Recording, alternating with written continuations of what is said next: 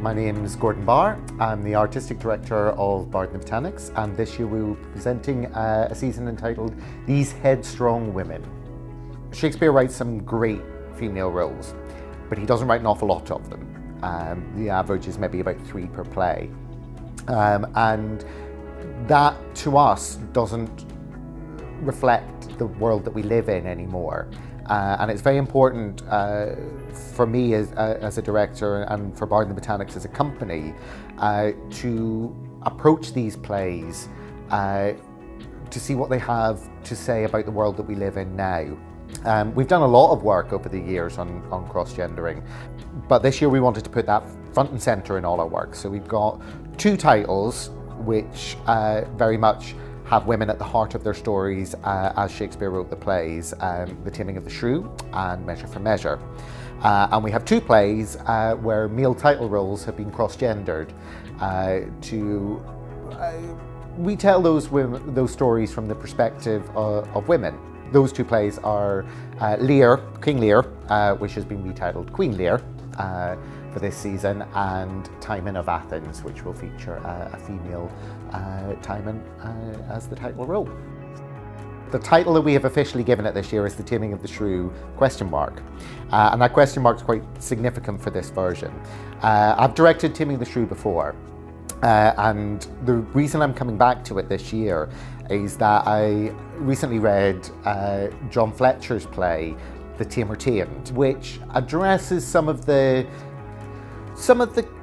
issues that I have with Taming of the Shrew and its representation of women and its representation of male-female relationships. So we'll still very much have Shakespeare's story. We just have Shakespeare's story plus, which sees Kate find her voice and fight back a little bit against the idea of being tamed.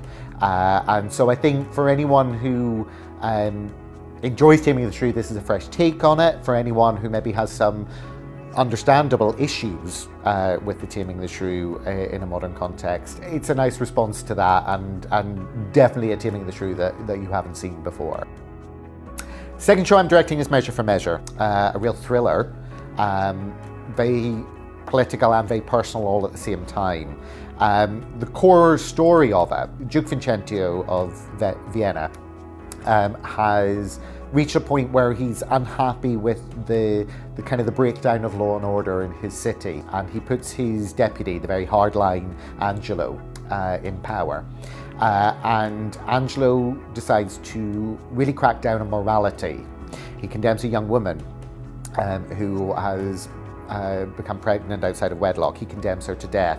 That young woman's sister, Isabella, is a novice nun, and she comes to Angelo to plead for her sister's life.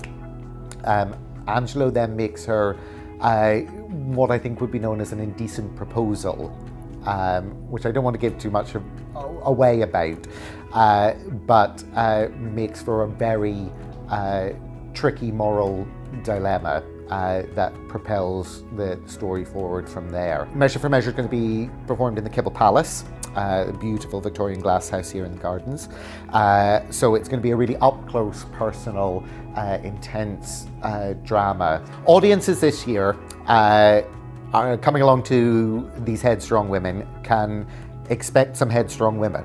That's first and foremost. They are still very much Shakespeare stories with all of their laughter and their thrills and their beautiful expressions of humanity, but for a change there's going to be more women on those stages than men, and it's about time that started to happen in theatre generally, and certainly in classical theatre in Scotland, and we're thrilled to be leading the way on that, and with such a phenomenal group of actors, with such a phenomenal set of plays that I think are going to certainly entertain audiences, certainly make them think, and hopefully engender a little bit of discussion too.